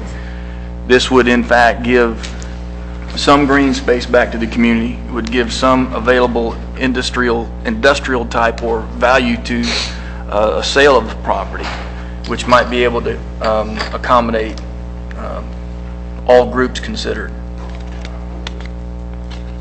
You want me to make a motion to that, or will the council consider that, or is that a consideration? I'll second that motion. Okay, I made it then. Been moved by Mr. Porter and second by Mr. Hodge that the staff is directed to look at the, what you call it, demarcation of the park to a certain extent. I think Mr. Charles LaPrade mentioned about 100 acres in the DRI for baseball, 42.9 open space, that kind of line of separation, and I guess bring back a recommendation. Is that pretty much the gist of your? Yes, sir. And maybe at the, well, no, that's good. That's fine. Clarification. Vice Mayor? Jeff, I'm a little confused here. You're not talking about just the land that resides within the sports complex itself. What are you specifically talking about? What I would like to ask the council to do is take a look at if we were to take the position to take the existing roadway and vacate that 60 feet over to the green space, and then the other side of the 60 feet back into the sale possibility of the front side of the stadium, which would be closer to Kingman, which is where the existing baseball stadium and the dormitories are on. The eastern portion is where you have the some of the baseball fields in the lake, which kind of fills a little bit of the request of the master plan, which give us lake access in addition to what may happen with the 530 acre piece or the lake to the south side of Palm Drive.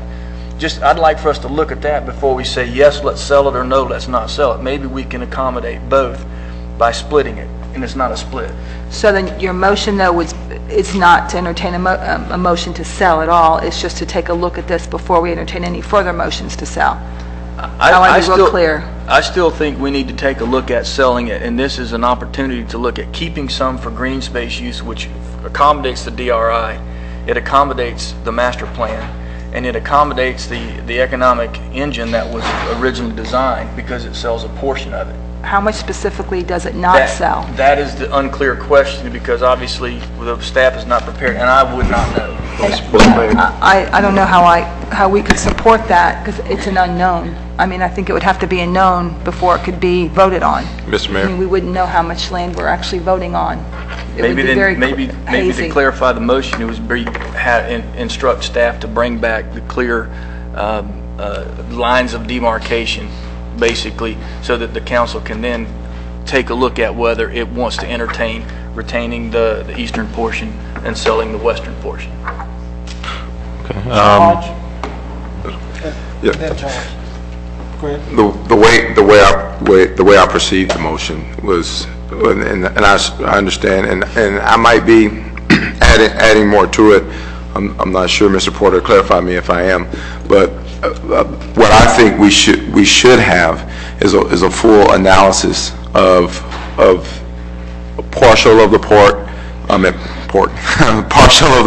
partial sale of the park, and keeping the green space, and also the the difference in the economic impact and for us of cost of what it's going to cost us to develop that unsold portion, or would, as well as the price differential that it would intake in the event that we sold part of the park. In other words, to me, the way I perceive it is, if there's for example, if there's 125 acres, let's say the portion on the east side that the road divides is 25 acres. Let's just get some clear numbers to work with, and we deal with the 100 acres. Well, then I think we need to know what would be the cost differential in that if we sold it. What would be the impact of selling that, as well as keep the mounting cost of developing and keeping the other 25 acres as a green space. Also, in addition to that, I think a good idea would be to look at, and it may not be, I don't know how you could do it without entertaining a proposal, but look at what the proposed party has available, and maybe they would agree to still purchase the entire parcel, yet that 25 acres set it up as a public park or public facility to be utilized. And you understand what I'm saying? There's multiple ways that this problem could be solved, and the way I perceive it is I would like to see the multiple ways on paper in front of me, and that way I can make an informed decision on whether we should sell the whole park, we should sell part of the park, what would the cost would be if we sold the whole park, what the cost would not be if we sold a partial of the park. In other words, give us a full analysis so that we can make an informed decision, and one that wouldn't be swayed based on one object. And that's the way that I see it. Am I too comprehensive, Mr. Porter, or did I put too much in there? I think I added some extra to it, maybe. Mr. Mayor, if I might. Yeah, go ahead. My position is that I think if we continue to go at this rate, I'm not going to, and we're at a 3-3 tie. Right. If I'm not going to support at this particular point selling the facility, and I'm not going to support retaining this facility at this particular point. We're going to be at a 3-3 tie unless somebody else moves. My question would be, can we talk about splitting the facility in some way? There's a natural split there. Right. Whatever we do after that point, I don't think anybody's prepared to know what the split is or to discuss the split.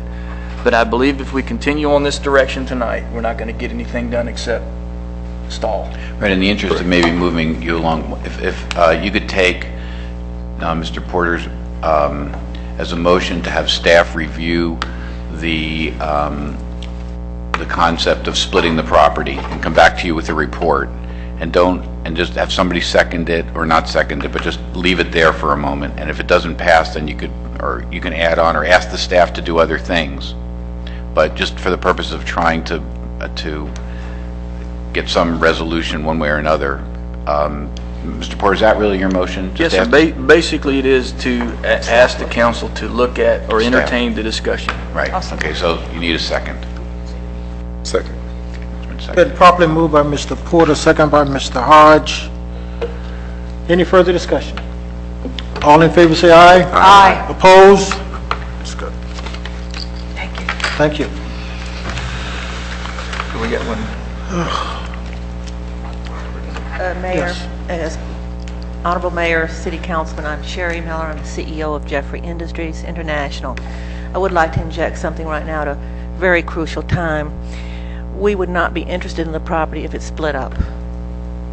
Thank you. Thank you.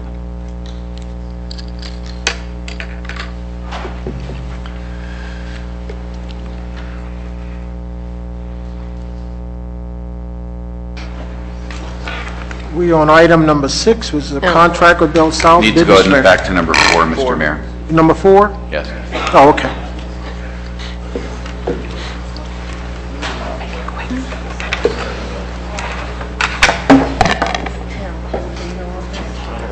Can we blow up the stadium?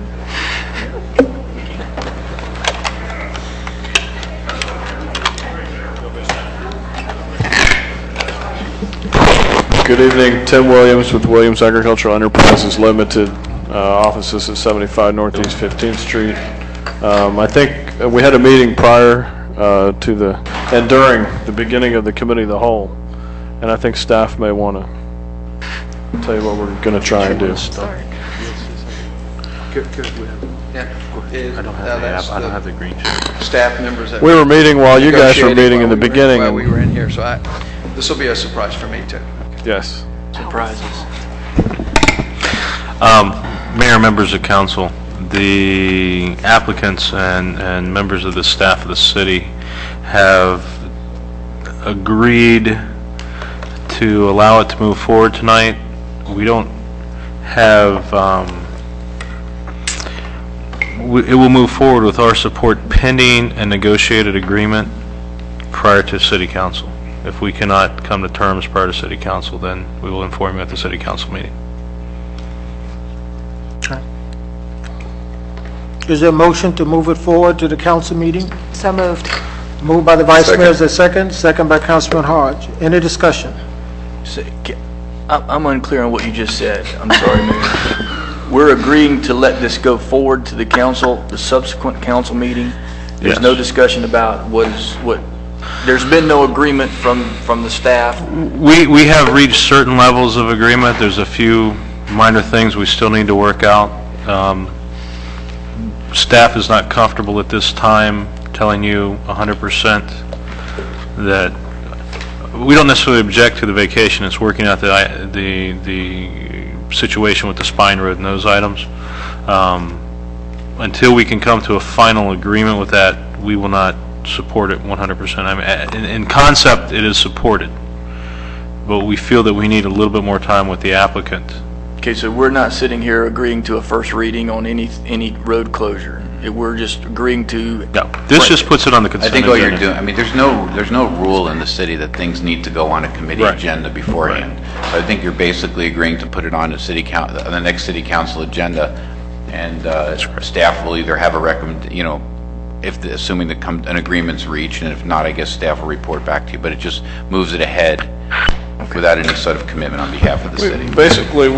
Basically, we felt that staff and the applicant, in this case the Baywinds joint venture, needed the opportunity to come before you and have you arbitrate something, the first time I think since we've been working here with the city, that we couldn't agree on one component. Everything else has been agreed to except one final issue, and we think that that's almost resolved, and we want the opportunity over the next few days to get it resolved in writing, so that hopefully staff can support it when it comes to you on the 20th of December. Failing our ability to do that, we still would like the ability to come to you on the 20th of December and present our side of the story and let staff present their side of the story and have you be the final arbitrators of the decision. But staff's been hard at this, and we have as well, and we think we're going to have an agreement that everyone's agreed to and documented and signed coming into your council meeting, so there'll be hopefully very little or no presentation. That's correct, Mayor and Council, and we also feel that it's an agreement that needs to be drafted by the attorneys, so that's another reason as well. Thank you. Okay, good. Any further discussion? All in favor say aye. Aye. Opposed? Thank you very much. That's not an approval of the item, it's just, the motion was just to move it ahead to the agenda. Right. We now have a contract of Bell South Business Internet Services and resolution. I'll move it, Mayor. Second. Moved by Vice Mayor Bell, second by Councilman Hodge. Comments? It's a no-brainer. All in favor say aye. Aye. Opposed? A revision of the city's lighting standards and resolution. I'll move it, Mayor. Moved by Vice Mayor Bell, second. Second by Councilman Porter, or Councilwoman Garner? Councilwoman Garner. Let me just ask one question. We are not, I kept reading in this memorandum that are we more concerned about the expensiveness of the lighting standard, or is this an improvement? I got mixed messages when I read the memorandum. Mike did the negotiation on this. I'll let Mike handle that answer. Mr. Mayor, council members, after we passed the first standards, it was extremely difficult for the developers to obey by these standards because it was extremely difficult to get the product they were looking for.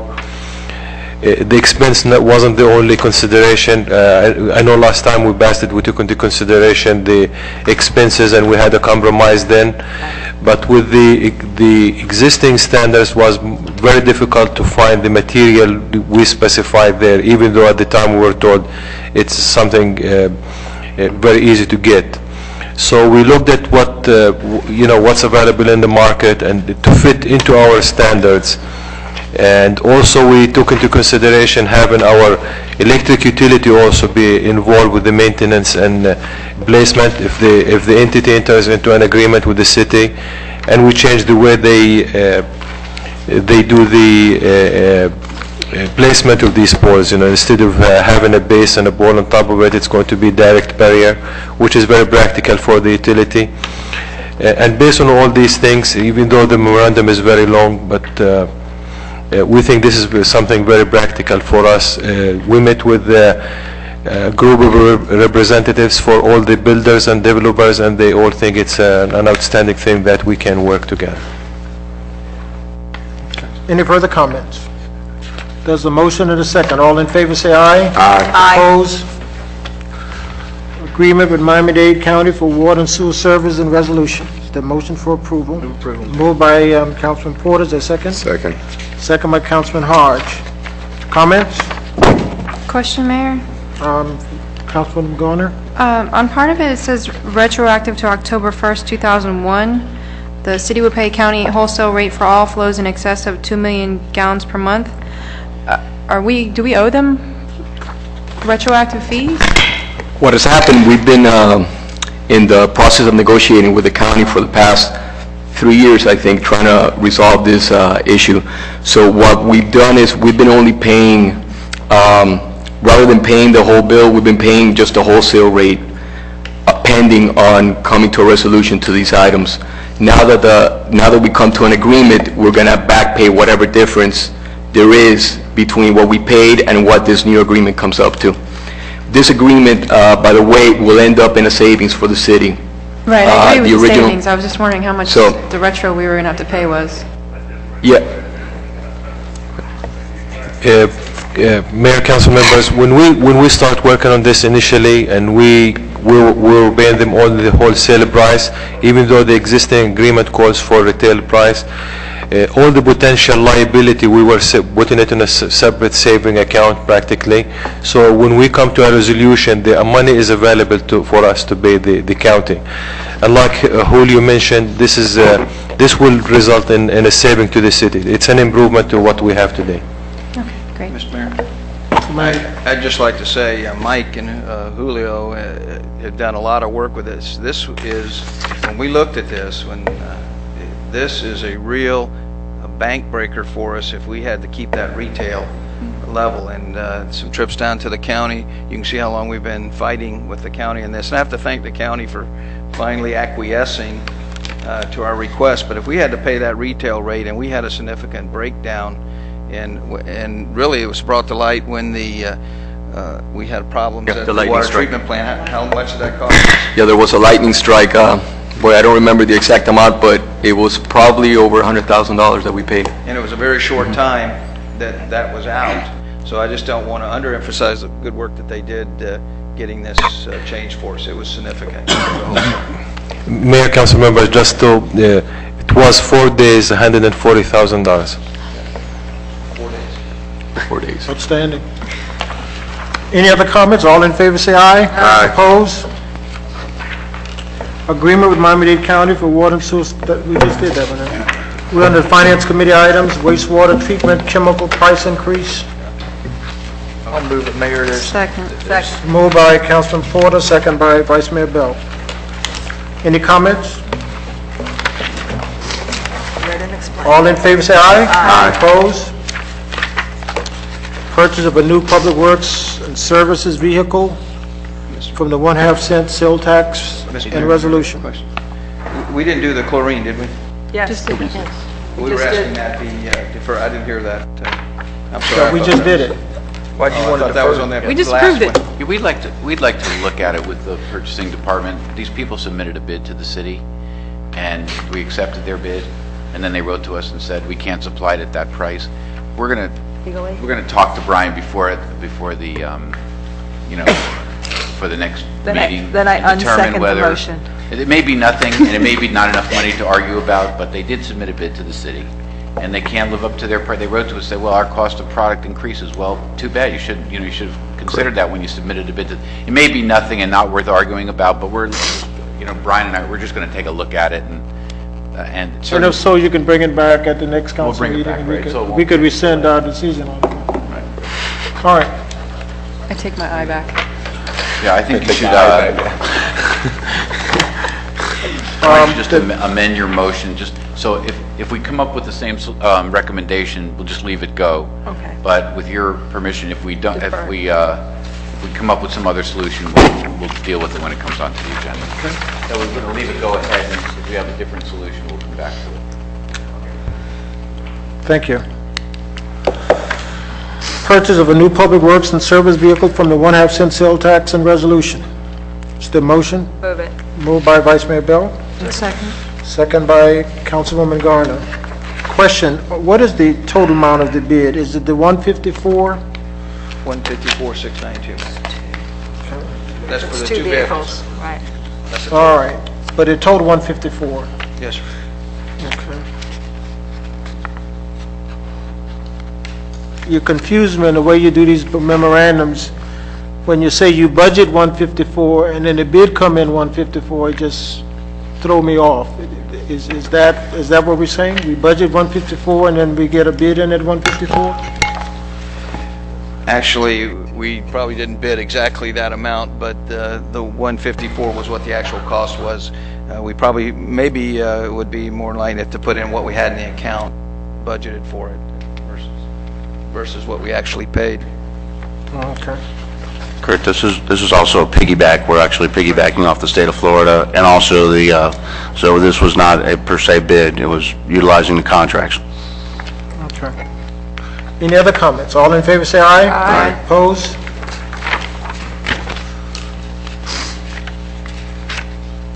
Item 3 is the IBM I-550 computer software and support agreement resolution.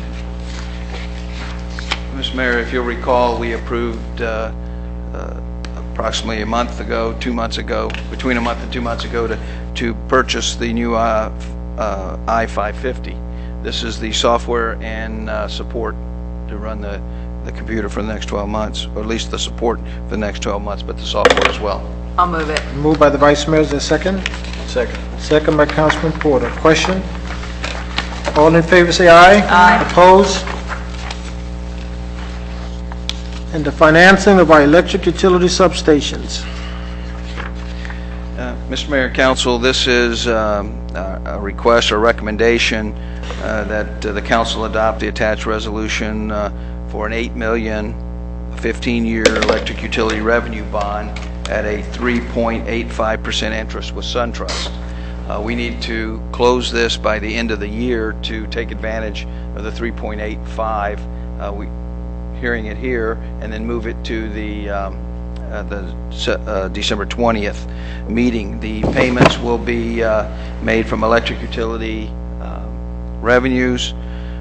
We will pay quarterly. It'll be for annual. The amount of the payment will be $730,000 annually, and this is to again build the two substations, do some repair work on engines, and some upgrades that we needed to do. What happened, the electric utility went and did a comprehensive review of things they needed that they put off for years because we haven't had the money, put off for years in maintenance at the plant. And while this doesn't encompass all of it, it encompasses most of it, and the substations are going to put us or position us well for our growth now and in the future, so that we can ensure reliability for the electric services that we have to provide. I'll move it, Mayor. I'll second Mayor with a Moved question. by the We have to. Vice Mayor, second by Mr. Porter. Could I add, just for your information, our city attorneys have reviewed the documents, our financial advisors have reviewed the documents, our bond counsel, Albert Del Castillo, has reviewed the documents, so a lot of people at, plus our own staff and finance, have reviewed these documents, so we feel pretty good about 3.85. Question, Mayor. Mr. Porter? Mr. Ivey, you sure this is your one shot to pour some money into the utility? Are you sure and comfortable with the dollar value that you've chosen? Yes, I believe so. It's pretty comprehensive what we're doing. Of course, the two big ticket items are the two substations, but the other items, we feel that between this and between other existing budgeted capital improvement monies, RR&I monies, that we'll be in good position to really make some improvements that have been needed in the power plant. Just want to make sure you're getting enough. Or the system, I should say. Well, that's the point. The system is not just the substations. There's other bells and whistles that have to be accounted for, and the generation side is a whole nother scenario. So, well, again, this will allow us to bring, when we make our ties in to the transmission lines, it will not only increase our reliability, but will allow us to bring more purchase power in than we have been able to before. Mike, would you like to? Mike's been working this also. Would you like to make a comment? Mayor, council members, I just want to add that when we looked at the amount of money we need for all the projects we needed, the total amount came to 21 million and some change. We looked at what we can finance or what we can purchase through recurring revenues as a part of our capital improvement projects. We deducted that from the total amount. The amount came to $15.5 million. We are promised that we will get $1 million in grants, and the $14.5 million the city manager mentioned is what we need between cash and the financing. So the total amount was actually $21 million. I just want to make sure we put some money back into the system, because it's a very valuable part of what we do, and we've taken and taken and taken, and when we get a chance, I want to make sure we put some of that resource back in there, and I'm comfortable. Thank you. Could I even suggest something too, that we get something out in the local papers about the $21 million investment in our utility plant?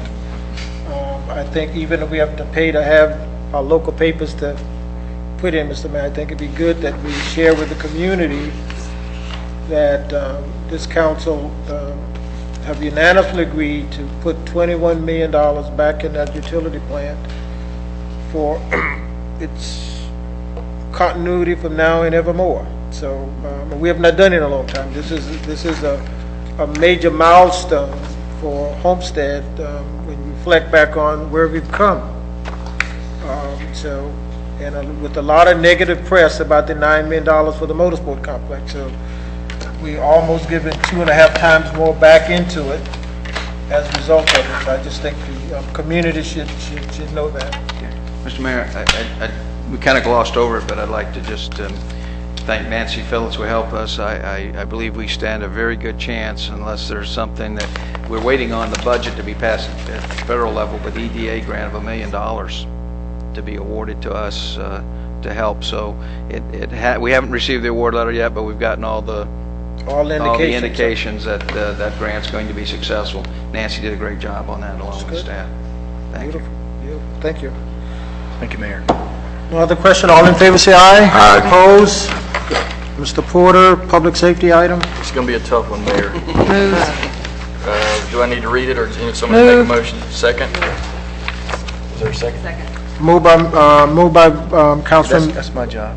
Oh, I'm sorry. Go ahead. Good job. Moved by Ms. Garner, second by the Vice Mayor. Any discussion? Anything, Mayor? No, Mr. Chairman. All in favor? Aye. Okay. Go ahead, Mayor. You got that. Community Development, Councilman Hodge. Thank you, Mr. Mayor. Basically, go ahead and read. The matter before you is an amendment of the Southwest Master Plan contract between the city, the county, and Kimley-Horn to provide additional funding. They are doing some work beyond the scope of their original contract and assisting us with amending our comprehensive plan, providing verbiage, land use documents, and other things that were not included in their original contract, and we've requested these things of them, and that's what this contract is designed to fund, or this amendment is designed to fund. I'll move the recommendation, Mr. Chairman. Second, Mr. Chairman. All in favor, say aye. Aye. Thank you, Mr. Mayor. Oh, thank you. May I comment before we leave? I'd like to thank Rick and his staff, because in the last meeting, we had some discussion about the going down and interfacing with the community on the neighborhood plan, and I want to publicly say that Rick responded light speed, and thank you, Rick, and your staff are doing a great job. Thank you, Mr. Chairman. Let me ask the staff, we got a council meeting on Monday. And after the council meeting on Monday, unless there's a major emergency, that you clear the council calendar to the new year? No schedule of any meetings, committee of the whole, or anything, unless you contact me and it's an emergency. I'll second that motion. I third that motion. Thank you all very much.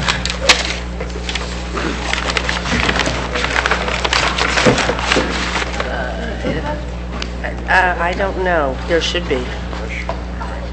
Good night, everybody. Good night.